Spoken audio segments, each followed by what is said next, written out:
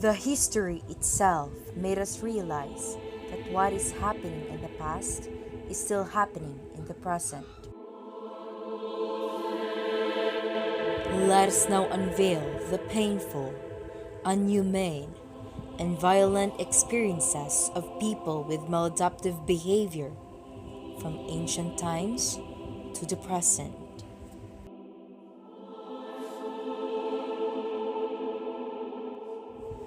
Historically, people with maladaptive behavior were viewed as possessed by demons. With that, they were starved, beaten, burnt, amputated, and tortured, for they believed that the body should have no place for demons. Exorcism, Operation Trephinings, were the management which they believed can treat mental illness.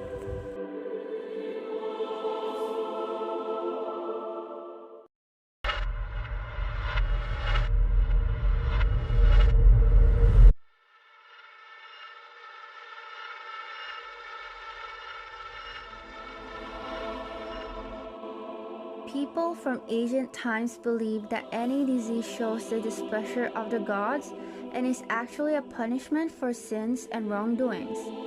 People with mental illness were considered either divine or demonic, depending on their behavior. They were considered divine, were adored, and adored. Those deemed demonic were ejected, punished, and sometimes burned at the stake.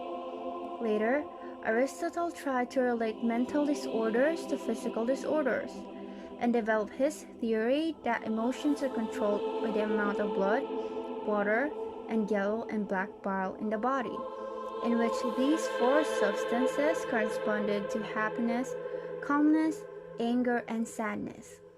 The four humors were thought to cause mental disorders. Therefore, the goal of the treatment was to restore balance through bleeding, starvation, and cleansing. Then these so-called treatments continued into 19th century.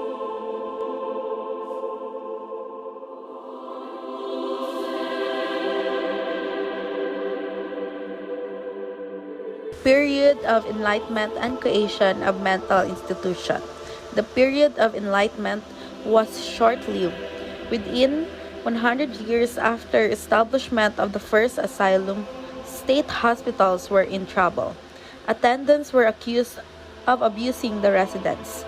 The rural locations of hospitals were viewed as isolating patients from their families and homes, and the phrase insane asylum took on a negative connotation.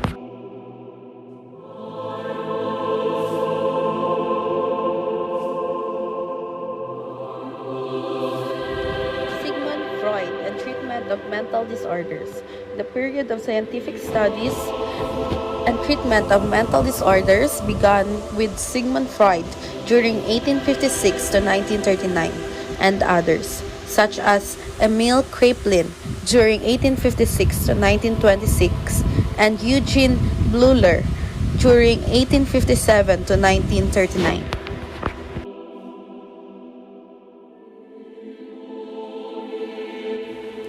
Aid and treatment of mental disorders.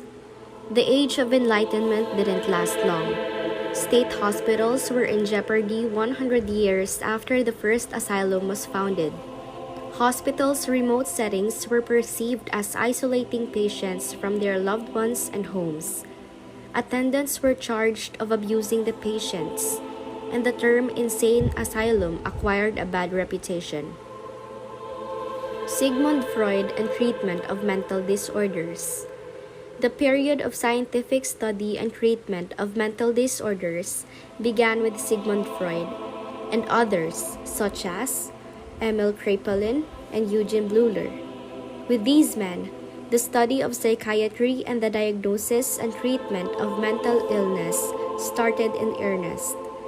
Freud challenged society to view human beings objectively.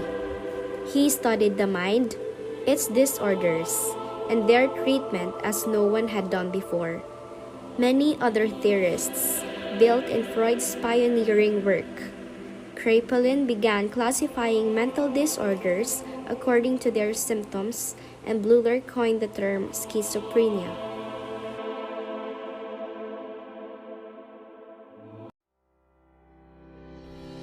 During 1950, the development of psychotropic drugs, or drugs used to treat mental disease, marked a significant advancement in the treatment of mental illness. Chlorpromazine or Thorazine, an antipsychotic drug, and lithium, an antimanic agent, were the first drug to be developed.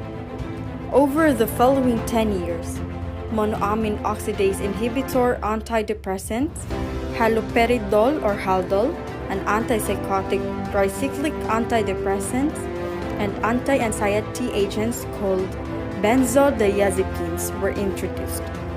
The use of medications for the first time ever resulted in a decrease in agitation, psychotic thought, and depression. Hospital stays were shortened and a lot of patients were healthy enough to return home.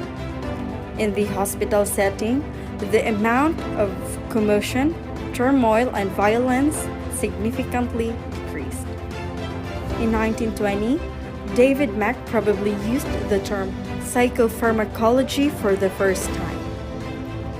Psychoactive substances alter a wide range of physiological or psychological processes by interacting with specific target, location, or receptor in the nervous system.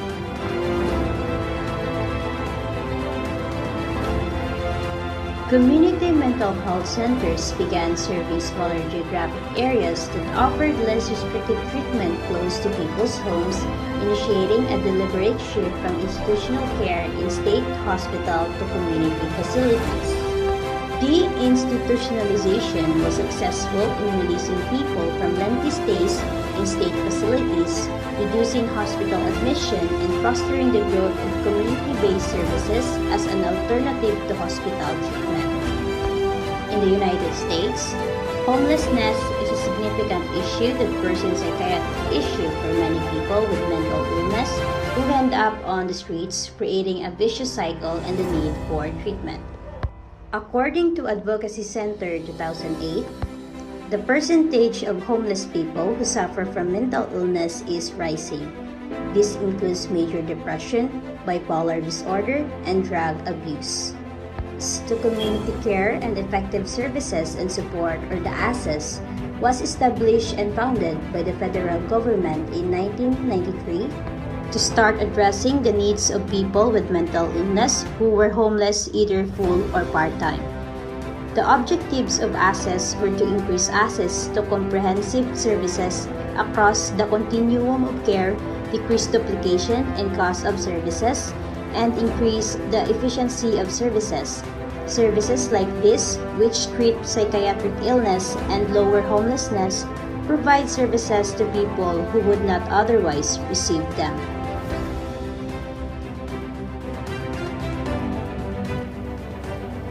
We should not discriminate those people suffering from mental illness, nor make them feel worthless. A number of factors can contribute to risk for mental illness, but what is important is our response, our compassion, our understanding, and love.